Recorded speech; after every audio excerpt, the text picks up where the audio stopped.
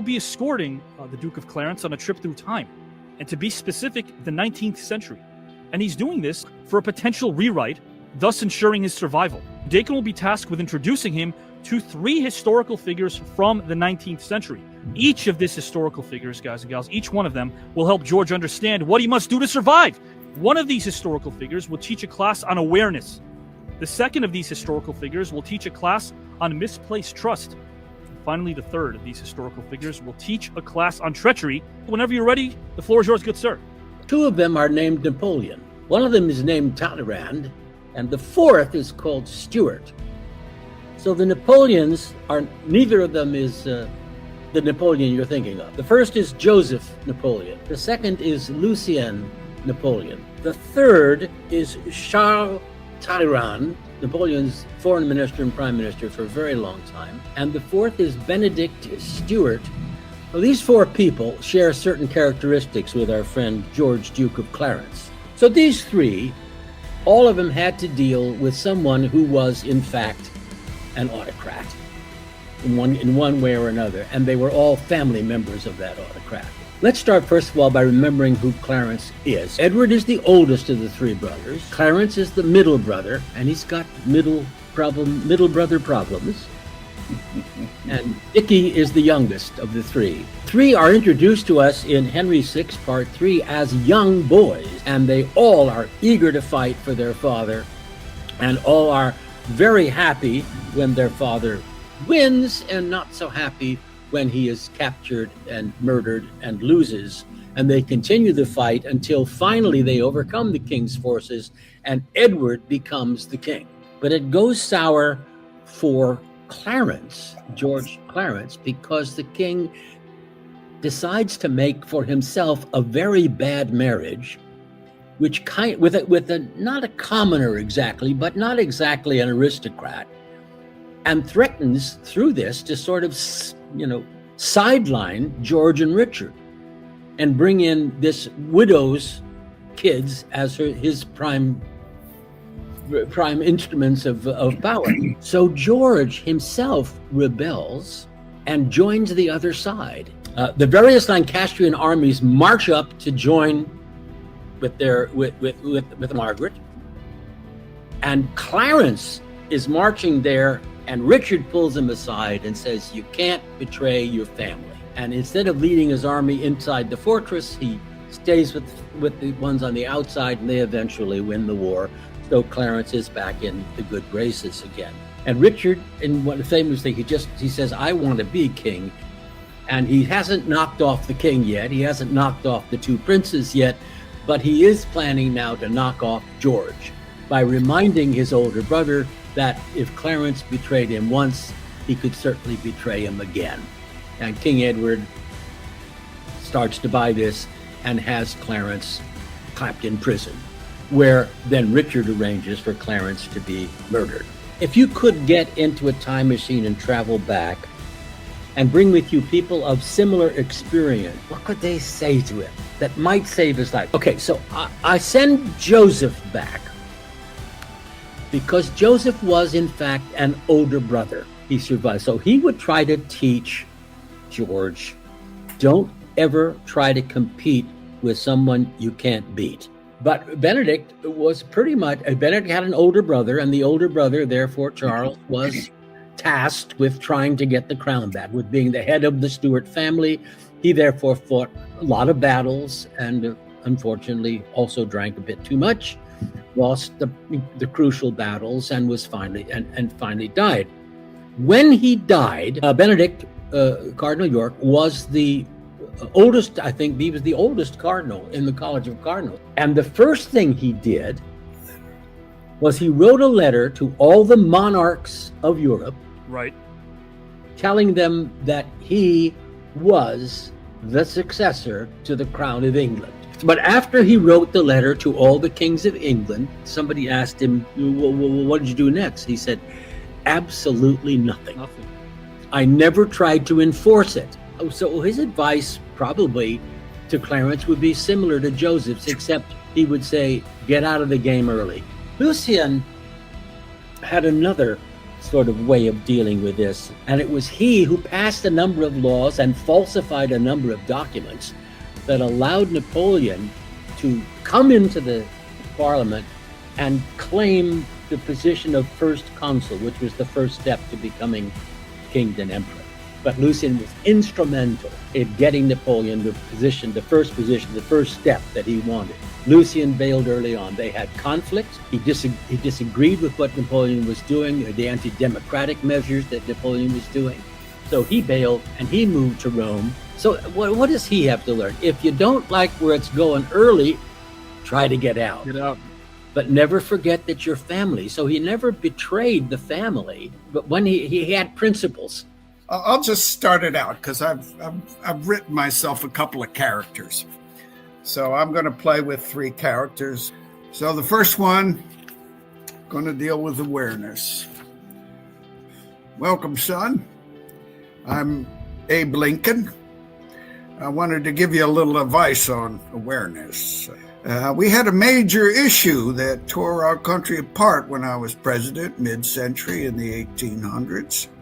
Issue centered on slavery. Now, half believed the economy would not survive without slavery, and the other half believed that we could not humanely survive with it. And years before this horrific war, I delivered a speech in 1858, became known as a house divided. My message was taken from Jesus in the Bible, who apparently said, "A house divided cannot stand by itself." Now I'll introduce you to a brother who might enlighten you with a little advice on misplaced trust. I'm Edwin Booth. I'm an actor.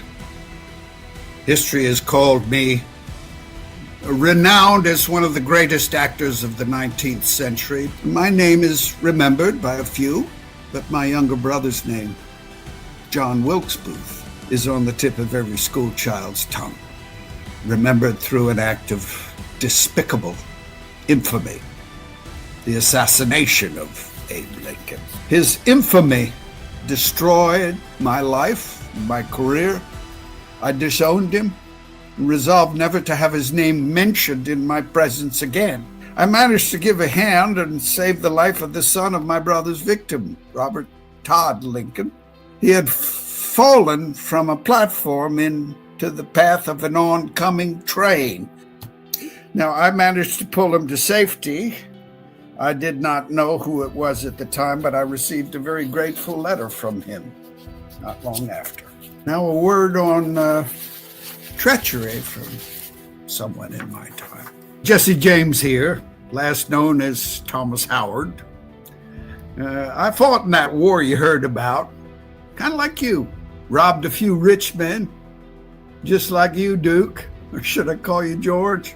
I had quite a price on my head, and I was finally betrayed by kin. Cousin Bob Ford, he was an odd little boy.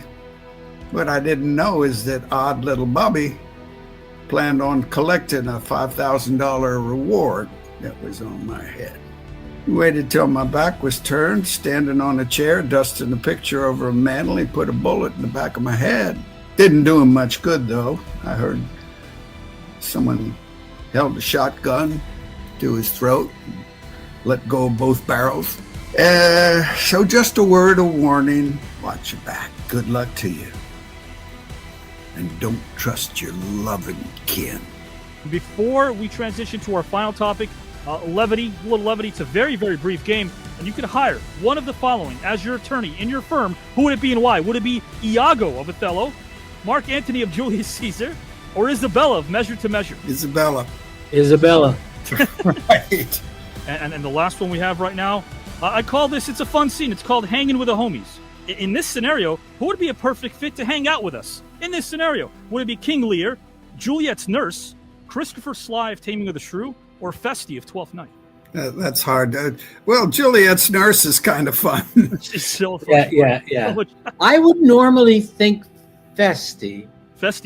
But when it gets a little dangerous, he sort of pulls out. Right. Oh, I see.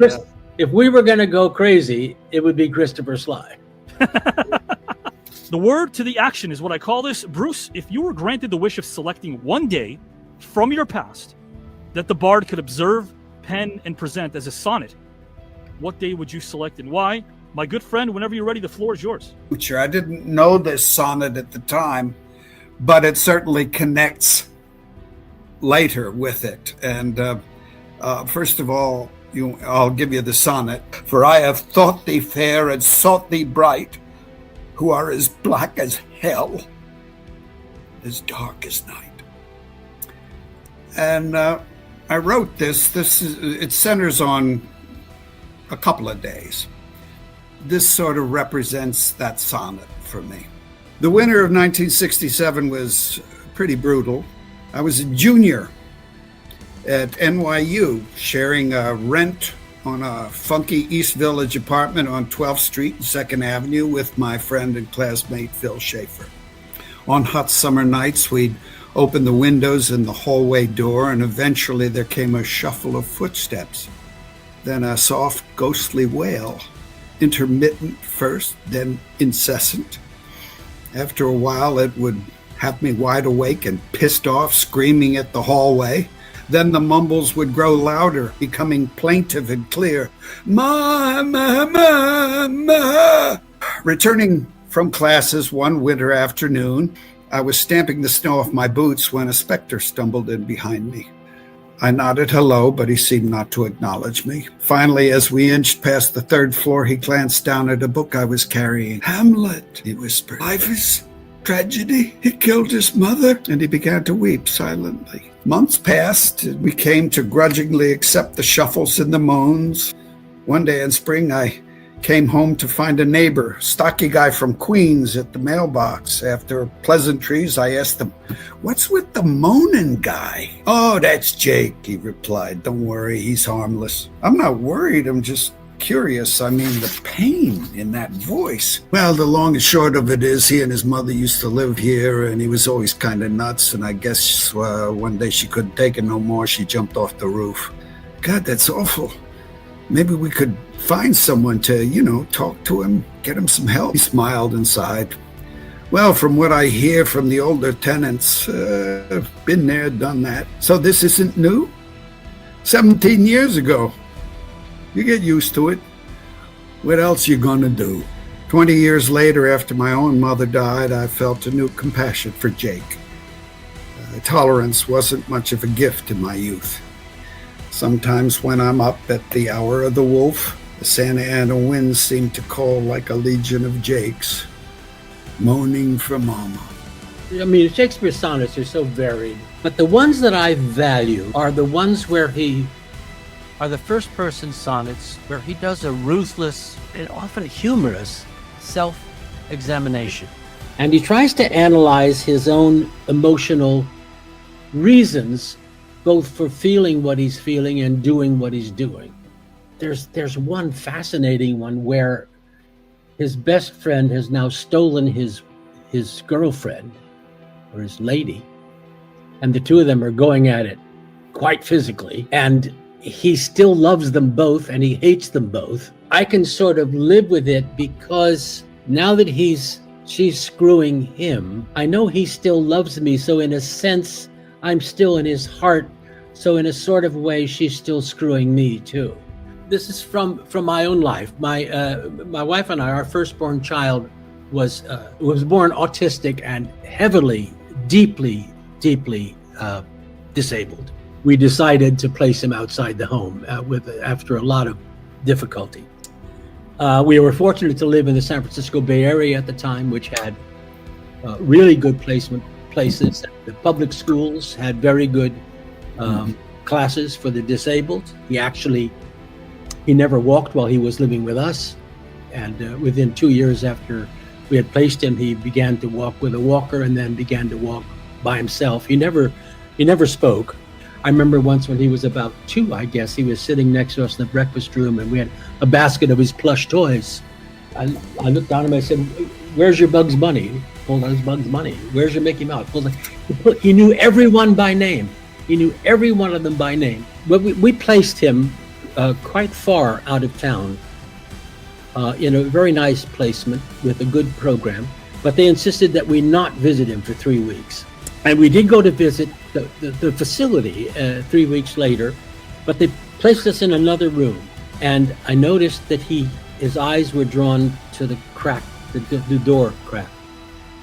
And suddenly he started crawling over. He crawled right up to me, put his hands on my knees, sort of got on his knees and looked right in my face, which he'd never done before.